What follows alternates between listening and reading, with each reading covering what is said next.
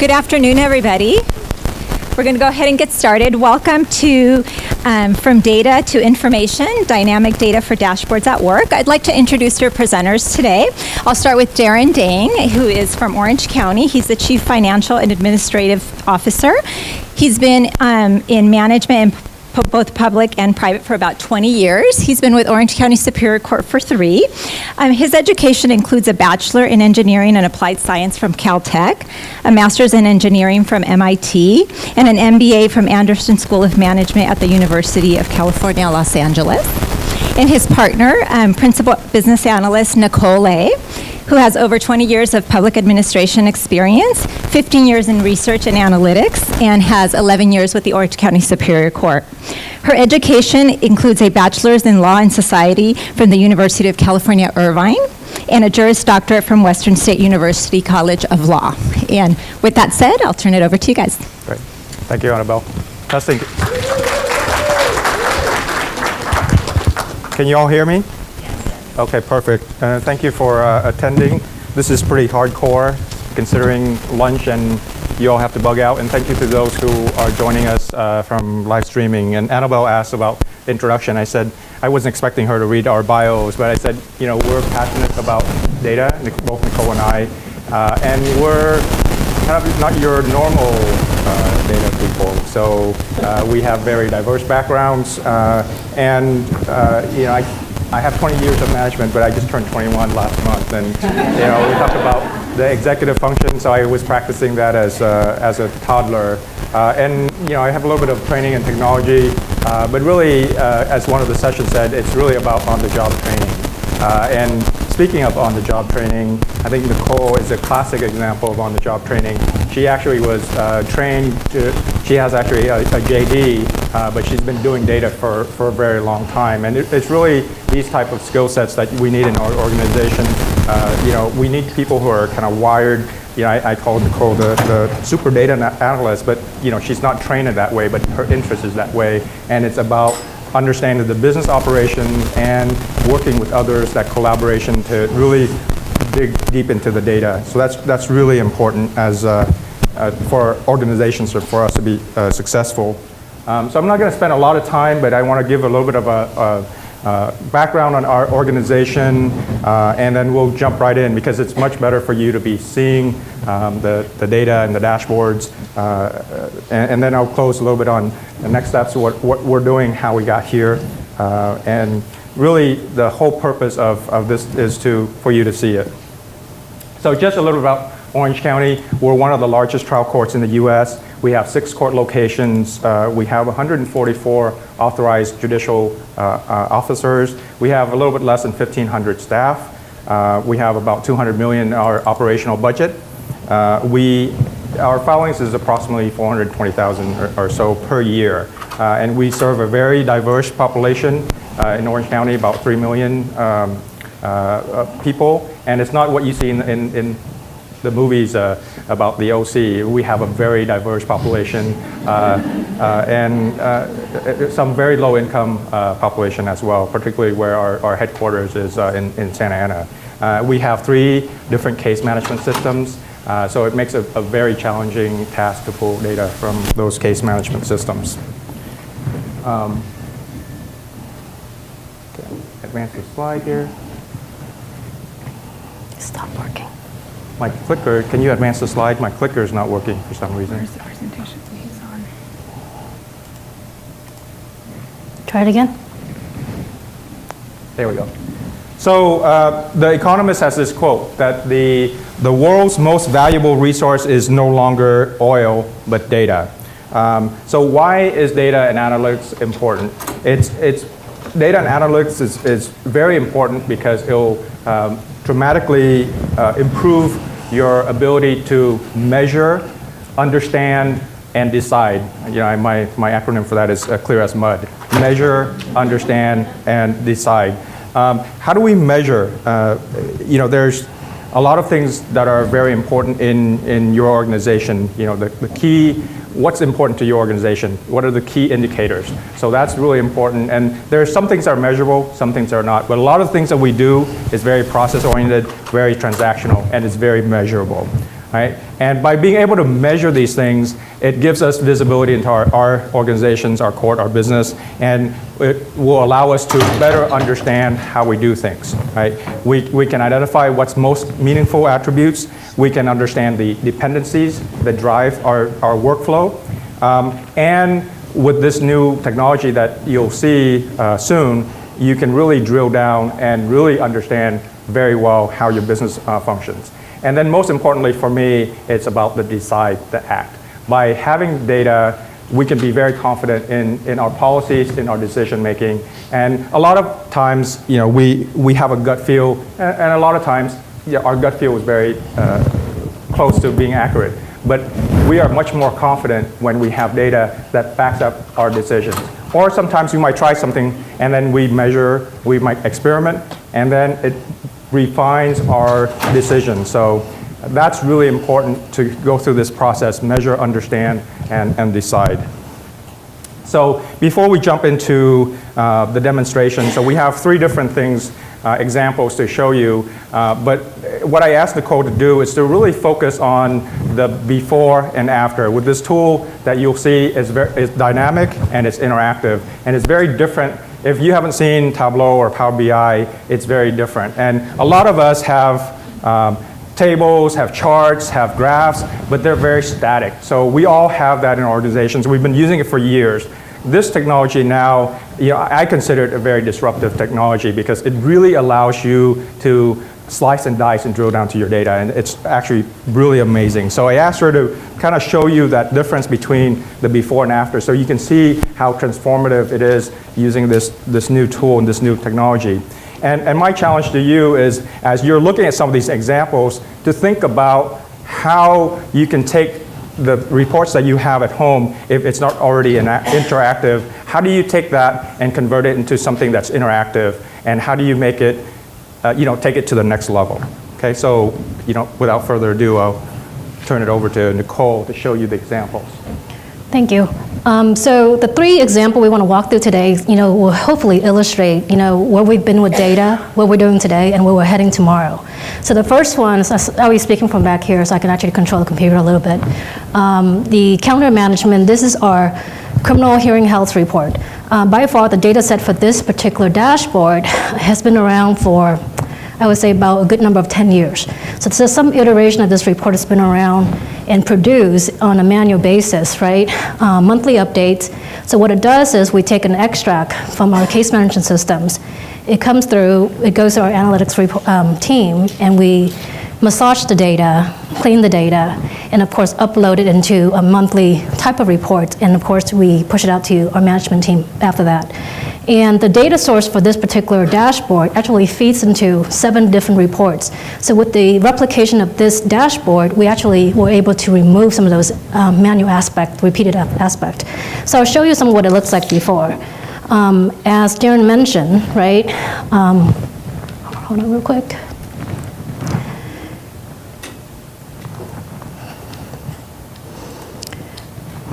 So we produced reports for 10 years back in some iteration or other for hearing health, capturing various workload coming out from our courtrooms.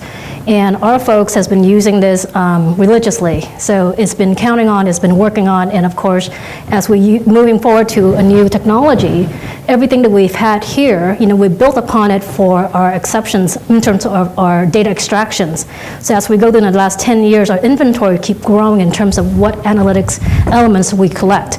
But the basics of this dashboard come from an extract that exists around for 10 years. So this is our hearing health report capturing our court-wide data, right? It's a snapshot, court-wide eye view of how much goes through criminal operation on a monthly basis. And another example I wanted to show you is our criminal, let's see real quick.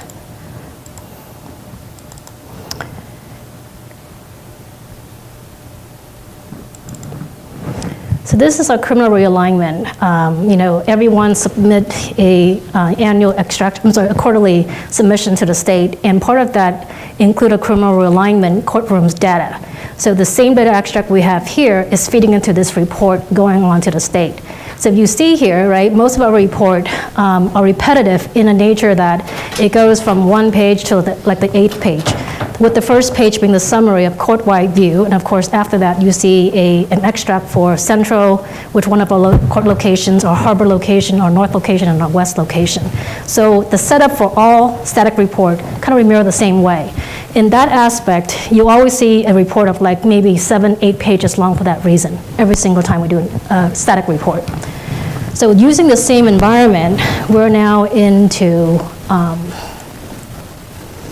putting back into our dashboard environment, and we're able to replace all these existing reports. You know, on a monthly basis, that's about 20 pages of repetitive mode that we're doing, right?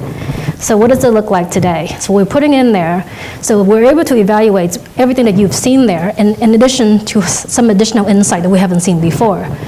Based on all the information collectively put into this dashboard, we now can actually see some additional details that allow us to look at a failure to appear rates for defendant, a resolution rate for each of the courtrooms, you know, and it gives you an ability to select a dynamic resolution. Can you look at information on a daily basis, weekly basis, monthly basis, and annual basis? In the past, you can definitely do that, but you always have to go back to your analyst and say, can you redo this piece again in this format? Can you redo this again in this format? In this particular manner, it allows the user to be self-curious, to sit there and evaluate those kind of like, you know, curiosity themselves. So let me go ahead and take you to the dashboard itself.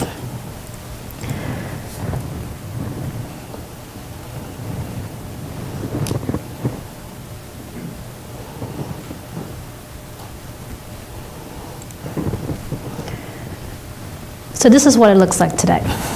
So at an eye view level, high level, you see on the left side, top, our pie chart showing our, you know, this is going back about 3.5 fiscal year of data. See the breakdown between our volume by justice locations. So in the last 3.5 years, we have about 2.6 million going through criminal operations, right? To the right of that trend line, you see above the thicker trend line representing criminal caseload, the thinner trend line representing traffic caseload. So that makes sense, right? Traffic cases tend to hear less hearings. That's what we want to see. We don't want them to come to court. That's what we like to see happens. And it pretty much hovered the same trend in the past 3.5 years. Below that is a hearing breakdown by hearing types. And the highest volume we have there is arraignment, followed by pretrial, probation, hearings. So also with the red indicator on that particular bar, you can tell the level of fail to appear rates for these particular hearings. So what it tells you, as an example here, right, 20% is hovering in red. So that's 1 out of 5 hearings are, you know, occurring with no one in the courtroom. What does that mean? The judge is calling a hearing, no defendant answer, or an attorney answer on his or her behalf. So therefore, that hearing could have taken, you know, 10 seconds versus a hearing that takes 10 minutes because content is being evaluated because someone's in court, right? So this, you know, perhaps tells you a level of, I would say, not effectiveness, but you're looking at volume overall. At the end of the day, is every single hearing the same, right? So this is allow you to see that information. Arraignment, an example, 1 out of 4 is occurring with someone failed to appear. The left bottom table illustrate a breakdown of offense level going down just from felony, misdemeanor, infractions. In this particular manner, we're able to break down petition by Prop 47, by PRCS cases, which is criminal realignment, or mandatory supervision violation, or parole, and 1203.4, and of course Prop 64 related. And to the right of that is an indicator that allows you to separate between our reserve for court date calendar. In our particular courtroom in traffic, defendant have the ability to go into an online website and allow them to basically calendar a court appearance date. And this tells you the utilizations of that particular calendar versus someone who basically calendar at the counter or in the courtroom. Okay. Up top is the ribbons of filters that allows you to look at information, more on a different aspect if you want.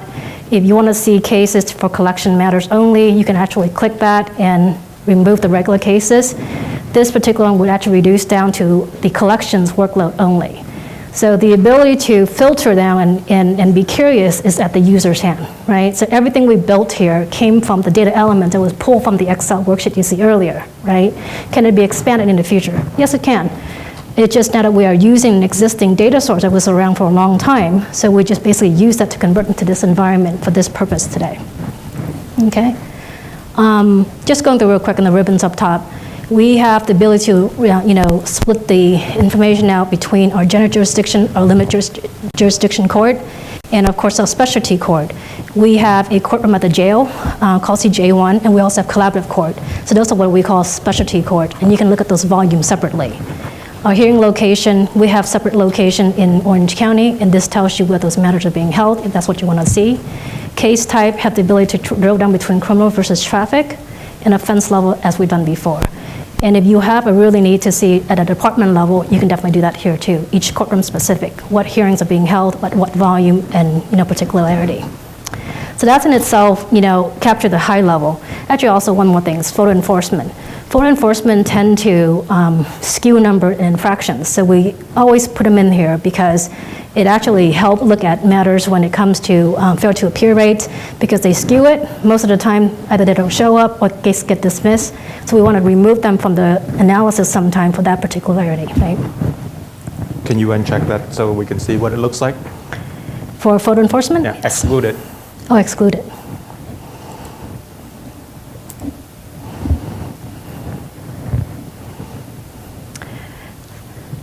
So you can see any of these, you can do any combination. So it's about data exploration, and you can slice and dice the data in any particular combination. That's what's powerful about this tool. And the service of this thing is the dashboard, right? If you haven't had any knowledge on how to use this, you can filter up here, or by using the graphic itself. You can click on to see what CJC or central location look like by clicking on that particular pie, and the entire view will filter to that views only. Everything works in terms of like the bars itself, the lines, it works the same way into filtering, right? If you want to undo that to see the paste again, just click on that particular graphics.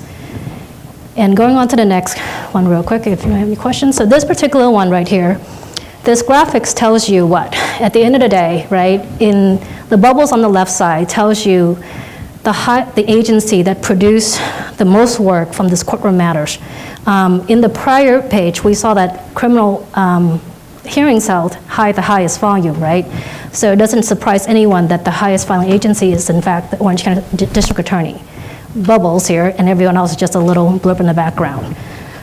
To your right, this table, what it illustrates is where hearings are being held. When a case is being held at any of the location, the question becomes where it originates from. Our people are searching for cases, are people, venue shopping? Are they hearing cases out of where they originated from? The particular letters on the right tells you M for misdemeanor, F for felonies, infractions, and petitions. So the larger the letters, the more the volume you're dealing with. As an example, let's look at just traffic only. Traffic could be held at any court. You can actually choose to be, to appear at any locations. Doesn't matter where it originated from. So we look at infractions alone, right? So the question becomes, are people going to their particular court locations? And looking at this at a high level, without looking at the exact data yet, the graphics tells you, yeah, that's the case, right? So everyone is hearing their own court volume. So that's, inequality, if you will, if that's ever become a discussion that you can talk to. And the top graphics here tells you the number of hearings as compared to the bottom line case count, and of course, the bottom line defendant count, because they're not all the same. So, if you look at this is round up a little bit, it's like probably point something. So defendant counts about 10,000, but hearing counts is 14,000, which means some of these cases are being held more than once. Why has an infraction come back more than one time? So that's the kind of like curiosity that our manager should look at and see what's that's about, right? So should it be less, should it be more? That's the kind of curiosity that allows you to use this tool for. Okay. So, sorry for a second. This may be a busy chart, so the way you read this is the location of the hearing, and that this is where the originating location. So you would expect Central Justice Center, to hear a lot of their originating cases. So, and again, we had a perception that certain court locations are hearing more of another originating court, but when you have this data, it very clearly kind of spells it out. That's not the case. And by the filtering, you can look at it from different types: infractions, misdemeanors, or felonies. So that's really interesting. Thank you, Darren. And then in these things, if you click on that information, right, it actually provides you some detailed counting if you don't want to use the access label. And below all these things are cases. If you ever want to see a listing of, if a manager calls us and say, can we see a listing of these 1,900 cases, definitely we can actually provide that full view for them, easy to export from this data. The next particular one is probably one of my favorite, actually. This one provides you information at a department level. Up top, jurisdictions, again, the separation between general jurisdiction, limited, and specialty court, where the case is being held, or where the hearing is being held.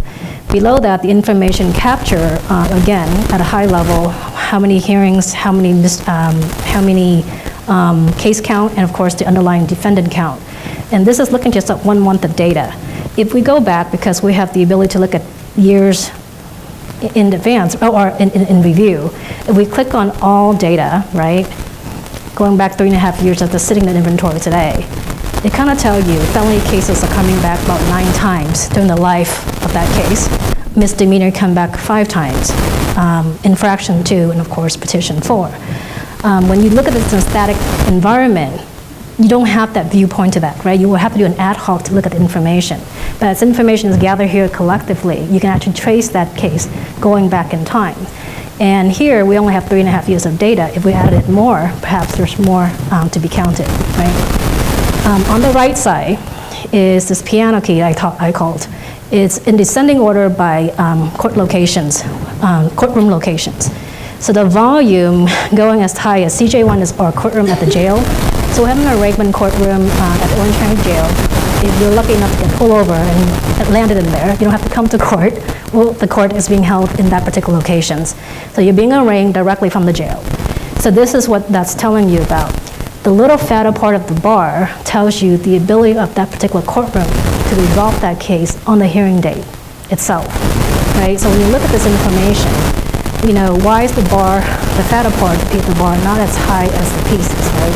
So maybe, perhaps, what you're inferring here is, some hearings have been returned. We're not really finalizing the case the way we need to.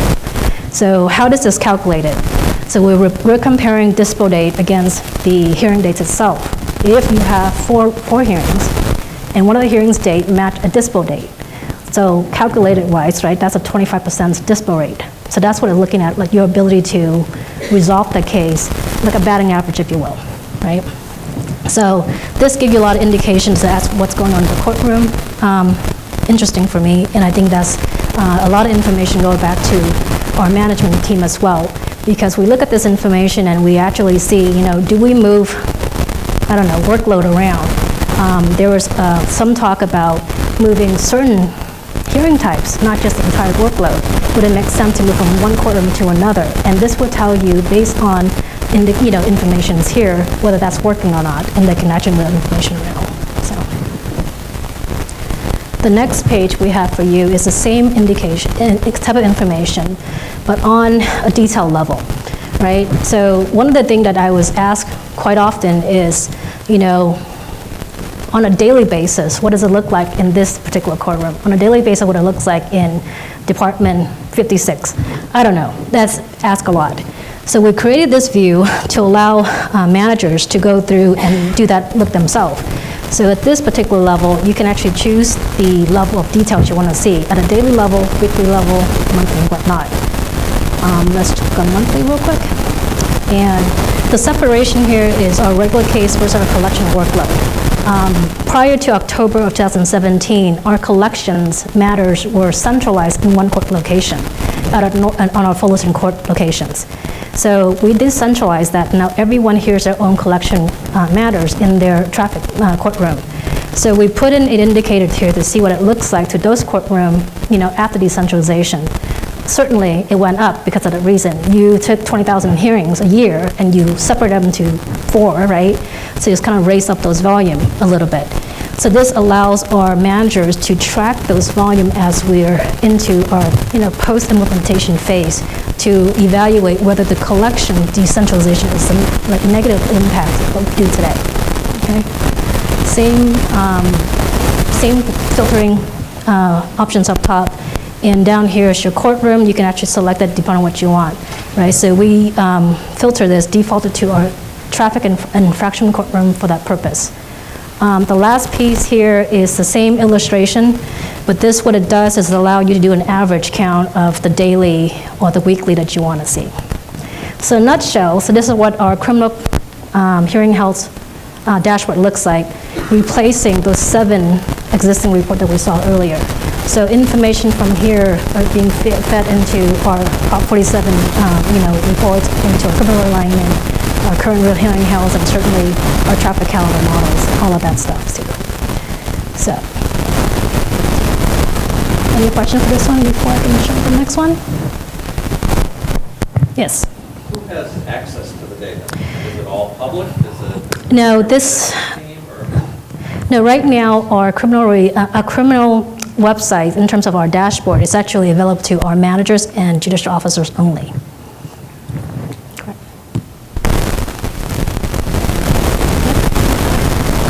So the next one I want to show you is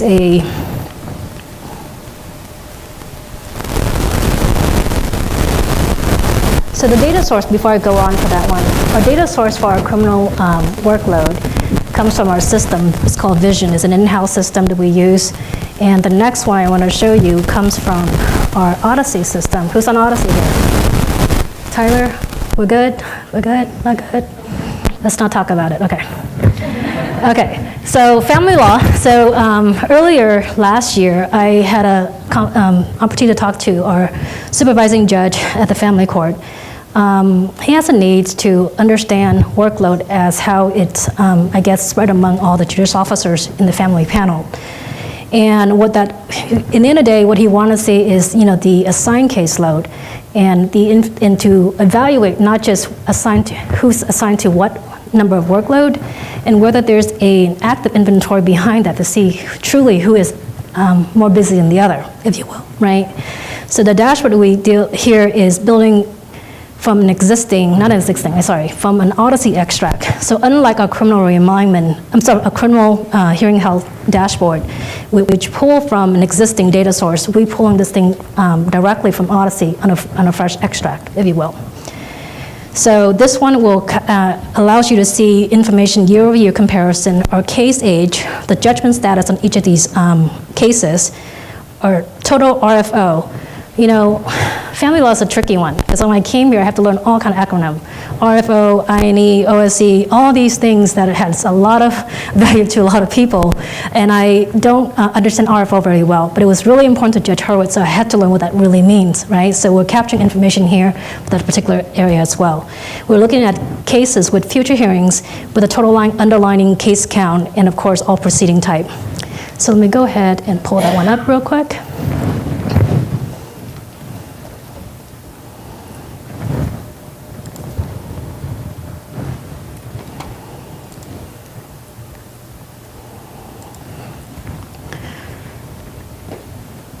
This is our family law dashboard. So up top, the bar chart represent each of the judges in the family panel today. And to the right of that, all the bubbles represent the case age of the case itself, right? Each of these case age category are developed by Judge Hurwitz. Each of these things representing 1 year of age, except anything beyond 10 years, it goes into this big bubble. And below that is distributions as to when the cases were assigned to each particular judge. As an example, right, Judge Large, let me see where Judge Large is at. Judge Large, 3,600. So if we click on him, again, the same concept apply, everything filtered down to just Judge Large inventory only. If you look down, you can see when the judge inherit his caseload over time, right?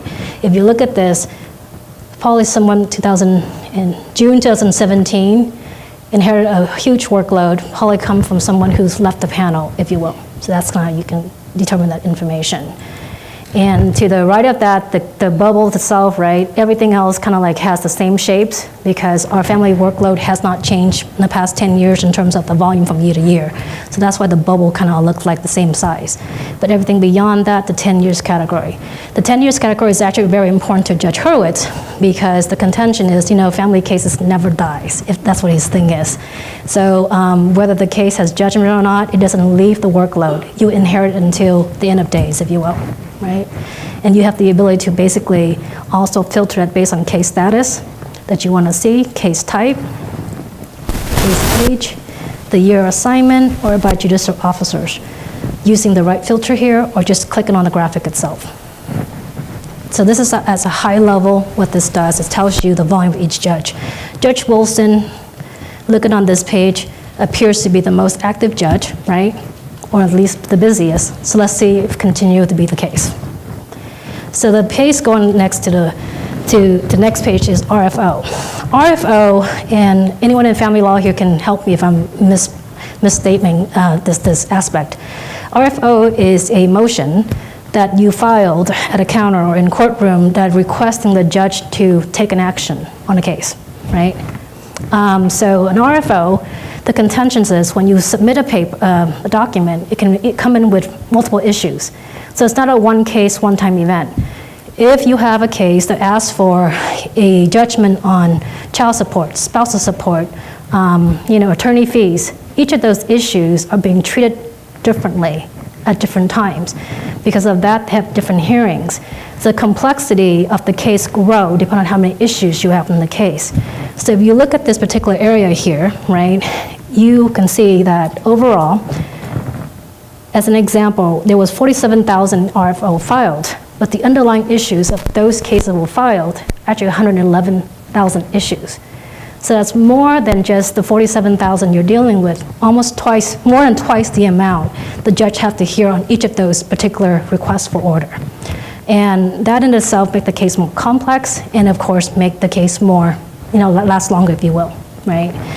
So this particular one can tells you by the judges, right, how many RFO, let's say Judge Sykes have against the issues. If you click on Judge Sykes as an example, everything filtered down, the bottom line case is here. This was created for the judge themselves because they want to see the cases listed out as they're seeing going forward. The number of issues are identified here, right? So you can actually, on top of that, you can actually filter down the number of cases that has, let's say 4 issues. At most, I think Odyssey was programmed to capture up to 4 issues.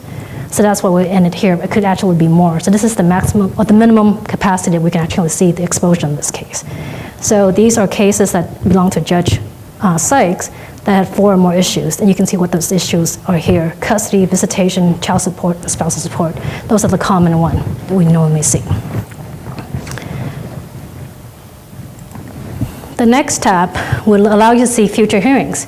So this one particularly tell you how many of these, how many cases actually have movement. Therefore, inferring activities or busyness, right? Before, if you remember, Judge Wilson was the highest bar, right? Is Judge Wilson the highest bar here? Not the case. So if you look at this matter here, there's a couple cause for curiosity when you look at this information. Judge Miller on the left side, way left side, shows a active inventory about 410 cases, but twice the amount of hearings. That's like almost 2 hearings per case. So you kind of wonder what's being calendared twice at a time. So that's the kind of thing you want to court operation managers take a look at to make sure that the calendar is evening out and they're not padding times out, if you will, right, as an example. The information, if you pull the below, allows you to see each of these things by proceeding type, the split between pre and post judgment, the contention, again, cases never dies in family law, probably held true here again, right? Because this is all hearings that are being requested before judgment and then post judgment the same way. So it has a lot of activity going on. So this in a nutshell will allow Judge Hurwitz or any management staff actually can take a look at this and say, that's how busy, if you will, each of these courtrooms is going on at the same time. And in fact, to Nicole's point, our supervising judge used this dashboard or the information in this dashboard to lobby for additional courtrooms, just to demonstrate the amount of workload that each judicial officer has. So that's why every single dashboard that you see here, there's a purpose to it, there's a business question, or there's some sort of outcome that we're trying to achieve. So it's not just about a pretty picture, but we're trying to do something useful with it. The last couple of pages actually were created more for the judge at the very beginning. Our family law panel, if I may, was a little bit hard to believe data for a bit. And so when we create this dashboard, there was a lot of disbelief of like, are you sure you're pulling the right thing? I'm not sure you're doing the right thing.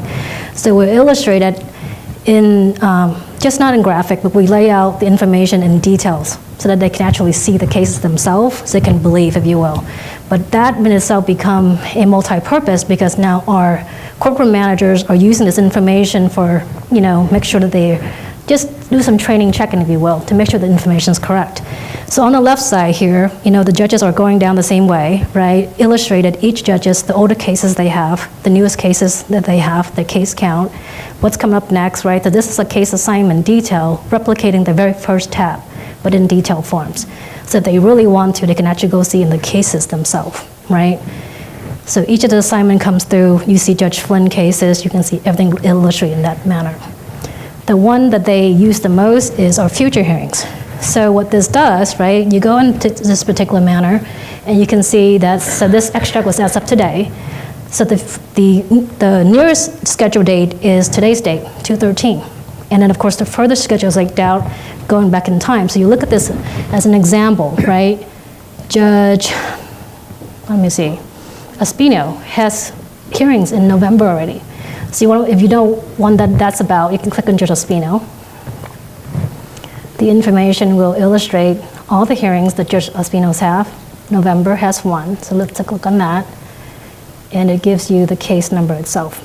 So you can take a look at that to see if, in fact, is a valid hearings, or was it a typo, or was it something that needs to be addressed, or training issues, if you will. So that in a nutshell is our family dashboard. It's gotten a lot of use since it went live, probably like 9 months ago. We still work with Judge Hurwitz and the management staff to continue to grow this. And it's right now though, it's in kind of stable mode just because we want them to use information more. Our judges are getting all the information themselves, and not just Hurwitz, right? They're coming in because they're curious about their own caseload and trying to figure out how do we get movement on these cases coming out of family law as well. Any question for our family law dashboard? Yes?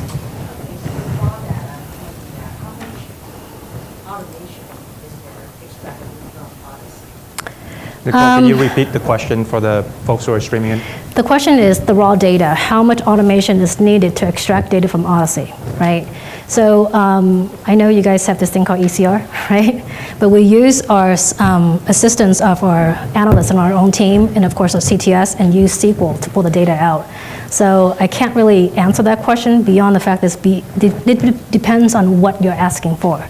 If the information is there in an ECR format, then we can use some of the existing code to pull it out, right?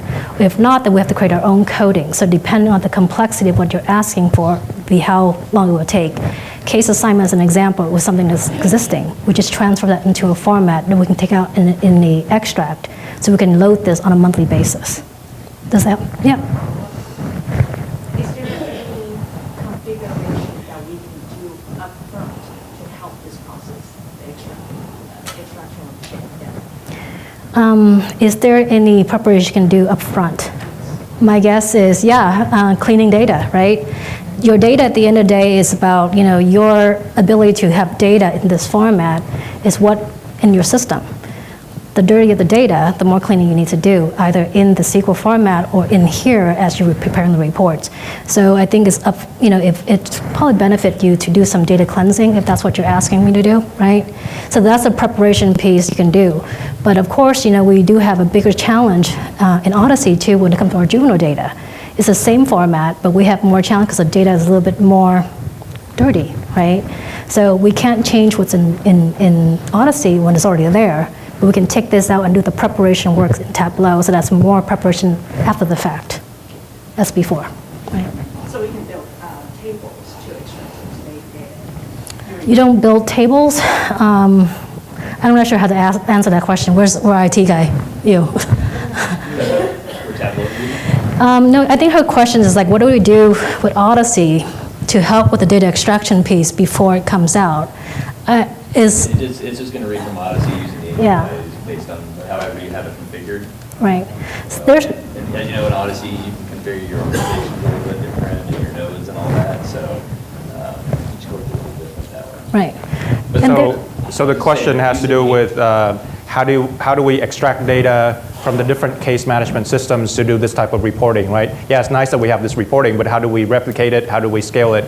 And that's one of the reasons why we chose this particular example, because it's pulling information from Odyssey, and there are many courts throughout the nation that uses Odyssey.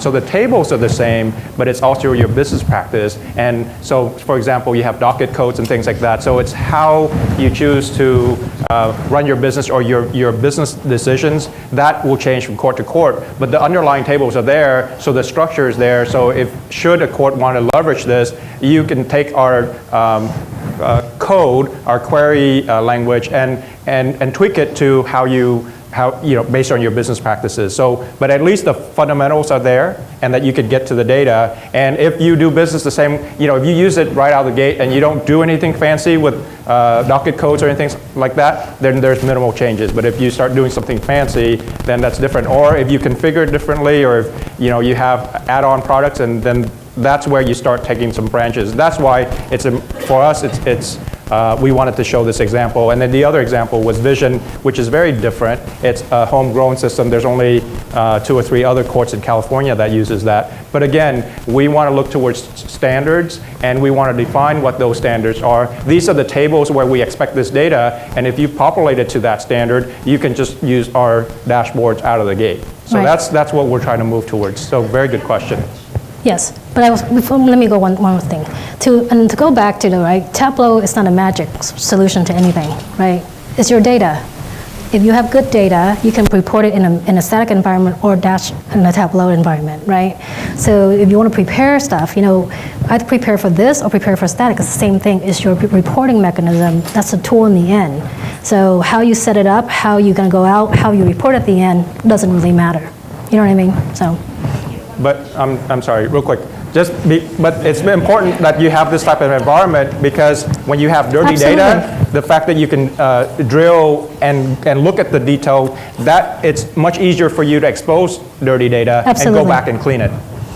But Since you've been using dashboards for a while, are they cumulative? Do you just keep building on them as people request for more information? Or do you have any internal protocol or mechanism to get rid of things that you find out nobody ever uses or nobody ever looks at? How do you, from a policy standpoint, how do you make that determination? I'll throw it back to our directors, and she can answer that questions.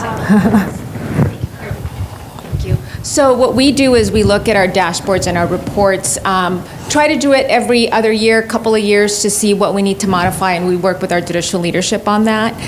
These dashboards, and Nicole can add to that, you can opt to look at data for a year, for 5 years, for 10 years. It's all based on how much data you're storing.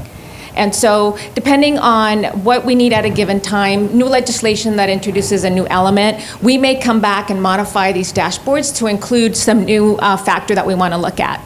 But we do look at our data, our reports, and determine what new or different information we need. Thank you. Another answer to that is, just from operational perspective, there's profiling, so you can see how frequently a particular dashboard is being accessed. So that's one measure. You can see how frequently used it is. Another measure that I would like to use is more, does it answer a business question? Does it help us make some sort of policy decisions that help us be more efficient or service the public better? And that should be, and also these, as you can see, this is very dynamic. So the underlying data doesn't really change that much. It's can you use these dashboards to answer whatever business question you may have, and are there missing data or additional facets, that attributes that you haven't considered, and that's when we load it on. I prefer not to have too many, and that's why you saw that Nicole collapsed like 27 or 30 reports into just one particular dashboard with a couple of storyboards. That's where we'd like to go, so that you go to one place. Right. Our criminal environment, we had 25 reports. With the dashboard that we converted, it's now down to 5 sources only. So that used to be 25, now you only have 5 places to look for information. Thank you. Mine is a really, I think, easy question. I'm just starting to work on some dashboards for things I'm within AOC, a state AOC, not like a district or a county. And my question is, how many people do you have working on all of these? I mean, what does that mean? Is it one person? Is it a team of people? Because they're very robust and they've got a ton of incredible information, but I'm just like, for my purposes, trying to figure out, what's a doable, not doable kind of expectations, because this is just an incredible way to look at the data and to manipulate it for so many users, but with limited resources, I'm just trying to get a gauge on that. I'll let Nicole answer that and I'll jump in. So we have a team of 5 analysts, including myself, that are producing dashboard today. For the most part, we service the court at a court-wide level. Our civil departments have their own analysts, if you will. But for the most part, we service all departments. So there's 5 of us producing these dashboards at a given time. So, yes. My question's more about the user perspective. So how long did it take for the managers and judicial officers to start to kind of understand and use this proficiently? Because it was a kind of a big change, right? From moving kind of understanding reports and then to interpreting and using the dashboard. Right. Did you guys have like a training and communication plan? So we're still in the middle of that right now. We just roll out this information beginning this month. So I guess I'll let Nora can fill in that piece, that as well. So January, yeah. So we actually, as you know, are a very driven data-driven court, and the managers have been using those static reports, and actually they were very excited about the dynamic reports because it's much more self-service, including myself. I look at this at a much higher level. So it allows you to do much more self-service than having to go get a different version of the data or the report. So it's really becoming much more embraced, and we're actually trying to have our subordinate managers and even down to a supervisory level to really begin to understand these reports so they can monitor their workload on a weekly, monthly basis. But it was not a difficult transition per se, and we have a couple of our team members here, and I think they'll shake their head that it wasn't that difficult. But it's because we already came from a very data-driven environment. So this really just allowed us to have more tools and really dive into parts of the data that we did not have before in a static format. So we have really been using this a lot more because of those circumstances. And they can break it, so they play with it quite a bit, right? And we get questions all the time. Now I get questions from Nora in the middle of the night sometime. When I look at this, does this really mean this? I'm like, I don't know, I'll talk about it in the morning. But I do get those questions now because people are, in fact, using it and playing with it and being curious of what they're actually dealing with in the normal day-to-day process. Okay. Yeah, it's kind of like fine wine or good cheese. The more you play with it, the more you discover things. Seriously, I mean, we have our general counsel who was the first early adopter to use a dashboard, which we didn't show today, but he's definitely not your typical analytics guy, but he's really embraced it, and he's found new insights with the same dashboards. He's found new insights as he becomes more proficient with it. So that's the power of something that's interactive. So any questions before I go into the last one? We're good? So the last one, I wanted to show you to illustrate a near real-time activity, if you will. This is the direction where we want to move to next. But unfortunately, we had a power outage over the weekend, and it kind of cut us off.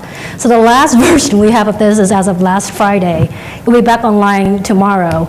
But what this does is actually illustrate to you, just imagine it's real time, okay? So this is our collection live activity, if you will. If you walk into our Fullerton Court locations, our collection units are centralized in that particular locations. And we have this illustrated on a 52-inch TV in their lobby, if you will. So this actually allows them to look at their activity on a daily basis as they're moving forward. The amount of outbound calls, lobby call, assistance, inbound calls, hard skips review, case review, and it illustrates by collection agents. You can see, and of course, their results as how they treat these cases. Sorry about that. So this is designed. It's designed to capture information on an hourly basis because it's tapping straight into our case management system. So we don't want to burden it by going on all the time. So it refreshes itself every hour. So if you look at this information, you can tell which agents has the highest performance, if you will, based on the activity that they recorded in the information. So as a nudging, factors, this helps kind of like elevate the competition among them, if you will, and it helps them, to kind of like hone in on who's good at what, right? It's not here to penalize, it's here to identify the stars in when it comes to, making a call or making a deal or doing lobby call, if you will. So this as a tool, I think we implement this back in November, Darren? Yeah. November of 2017, and it's been up for a couple months, and agents are taking an interest because they're looking at the information, they say, you know what, you're not capturing information correctly, and here's why. So they're using information, they're telling us what we're missing, what we're not missing, and also, help, motivate them to actually enter the minutes, as soon as they can, because it actually helps record their activity right away, because it's pulling a live extract every hour, if you will. So I apologize that I couldn't show you a real live version of that because we just have an outage, and this will be back online tomorrow. But this goes on a daily basis, and it wipes itself out by the end of the day, and it starts fresh again in the morning. So that in itself is a direction we want to go forward next, and I'll turn it back to Darren for this particular one. That dashboard that you're seeing, it gets updated live every hour. I mean, we could update it every 15 minutes or so. We just do it every hour. And it's either glass half empty or glass half full. Your staff could be in revolt, like, hey, you're watching us, Big Brother. But it's also cultural, right? So when we launched this thing, we made sure that there's plenty of communication and also to set the tone. So when we went live, I went out to North Justice Center and I talked to the staff about it when we rolled it out. Nicole was there with me, and I said, look, this is not about measuring your performance, and we're not using it for discipline. We want to understand better our business and to allocate resources. So you'll see one of those bars is whether we're servicing people at the window or we're on the phones. We're a collections group, right? So it's about reaching the folks. So it's really about what's important to the business, what's important to the operations, and what do we measure, and that reinforces behavior. And actually, it's turned into a friendly competition, and the folks, I have not heard a single complaint about, hey, we don't like this, ever since we rolled it out. And people are actually using it to compete against each other. And if they're number 2 or something, they'll go back and increase their number of calls. So it's and you can see it incrementally too. When we first rolled it out, our numbers are really small in terms of the volume. And now when I go, and it's really increased in terms of productivity. Now, the other thing that we didn't really go into is the how successful we are. A lot of the calls, 70 to 80% is leaving voicemail. So that's the whole point is, okay, what strategies can we come up with to be better so that we're not spending time leaving voicemail? How can we turn it into a more productive interaction, right? Mm-hmm. So that's what's really neat about this. And it's all in how you establish the culture and how you engage your staff in terms of using data. And that's really what's cool about this. Go back to the... So I already talked a little bit that I think that collections example, really talks about building the culture, empowering the folks, and really it's just how you roll this out and how you get people excited and how you tell that story, right? And for us, it's really more outcome driven. What operational question, what business question are we trying to answer? So that's really, we have to be purposeful in how we approach and build our dashboards. So obviously we talked about the challenges, having clean data, being able to access data from multiple sources. How do we scale this thing? Quota-wide access. One of the questions was about, okay, who gets to see this? The whole governance piece is very important. But we live in a data-driven world, and so a lot of the things that we do are pretty much public data, right? At the end of the day, a lot of it, unless it's sealed or confidential information, a lot of what we do is public data. And I know we've got public records requests and things like that. And we've talked about it as a management team. It's here. So it's something that we have to deal with. And rather than having somebody else tell the story from their perspective with the data, why not let us control the messaging and really show the data, with all the context and things like that. So that's an ongoing challenge for us. Training, expertise, a question about, well, how do we do this if we like this? The tools are increasingly easier to get access to data. I think, in the past 2 or 3 years, there's two major tools, and I'll get to the tools piece later, but getting trained staff is crucial. We don't have a lot of Nicoles running around, and it's hard for you guys to find a really qualified analyst like that. But you all have pockets of excellence. You have people who are data driven. You have subject matter experts that understand that, and you have Excel spreadsheets and you have tables. It's just a matter of throwing it into an interactive environment like this, and then you'll see where there may be not clean data, and then you can refine it over time. So for us, moving forward, we started this thing when I got there. We kind of bootstrapped it. We didn't really have funding for an analytics group, so I repurposed some existing staff. And a lot of the things that we do are, it's not formally funded. So, and we don't have a data warehouse. So a lot of these things, we're either dumping data into an Excel spreadsheet or we're querying the tables directly. Sometimes we're hitting the transactional data. So that's not the right way to do it.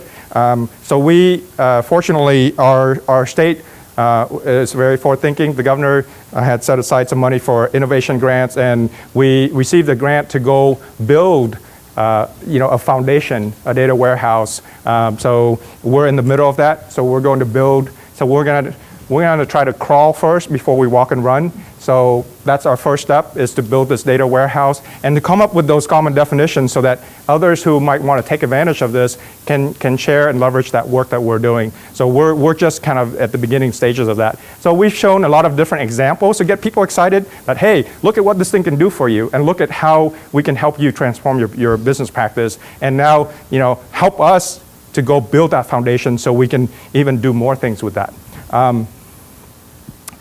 So what we're trying to do is, more of a self-service model. So you don't need the Nicoles. Not that she's not, important anymore, but that you won't be as reliant on so many Nicoles. So we want to build that foundation so that, your citizen, people like me can go and query the data and build some of those. And the environments now are more drag and drop, and it's easier. So let them do the heavy lifting and let us play with the data, right? So what Nora talked about, which is the managers, it's pretty intuitive, and so and it's self-service. So that's what you want to move towards, so that you're less reliant on so few key resources like CTS and the data analysts. We want to build some portal, and we definitely wanted to find enough use cases throughout the organization. So each area, not just operations or finance or CTS, we want to use it in HR, we want to use it in accounting. So different areas, the full coverage throughout the court in all different case types as well. That's my dream. I think we're about 60-70% in terms of coverage and uses of analytics and dashboards. Mobile is another big area. You don't have to be logged in. We all have cell phones. And now with Power BI, you can actually build dashboards and see the data and slice and dice the data on your phone. And I have an example if you want to come up and see later. Natural language is another area. We talk to Alexa, we talk to Siri. It would be nice if we could talk to Cortana or Alexa and ask natural language questions about the data. And you can do that now. The technology is there. So that's kind of exciting. So this is kind of the walk phase for us. So once we have the foundation in place, we can do these cool things. And this is where I'm excited about. Being able to use natural language processing and being able to use machine learning to identify the trends. So I just can't wait for us to have the data warehouse in place. So maybe in a year, we'll be doing a lot of really cool things. Closing. So analytics is here, so embrace it. It is the new oil, so you definitely have to harness it to fuel your organization. Every organization is different in terms of your maturity of where you're at in terms of data consumption. You may have pockets of excellence. You may have one or two groups that are really superstars, and then you may have some groups that don't even know, what data is. So, take advantage of it. Get your early adopters, get your tinkerers, and get them to get other people excited. So, I'm kind of the evangelist for data, if you can't tell, for our organization. And we share. We share that with all the other courts statewide. I like to get other people excited because I want to see what interesting problems they're addressing. And that's what makes us better. What was your saying, Snorri? Together? We work smarter together. So whatever problems that people address, I want to know about it because I want to leverage the work that they do because we work smarter together. So and collectively, I think, a year from now, 2 years from now, we're going to be, okay. I got the time's up sign. So what tools? You saw some really cool things, right? So a lot of that was in Tableau. Tableau is a little bit harder to learn. The other tool is Microsoft Power BI. And for those business users out there, all of us have used Excel, right? So to move from Excel to Power BI, it's a very easy transition. I call it the interactive version of Excel. You can just pull the data in, and it has a lot of built-in. You just drag and drop, and it has those built-in filtering. So it's a lot easier to learn. So learn about that. And there's a training that Microsoft puts on. It's called Dashboard in a Day, DIAD. And in one day, you will learn enough skill set to create a dashboard. And if we don't have time, but I have a couple of Power BI examples where our folks have gone to one-day training and they've built some pretty nifty dashboards. It doesn't look as clean and awesome as what Nicole showed you in Tableau, but it does its job. You can interact with the data. And Brett's raising his hand. He went to the one-day training and he built it. So that's all that I have. Thank you so much for attending.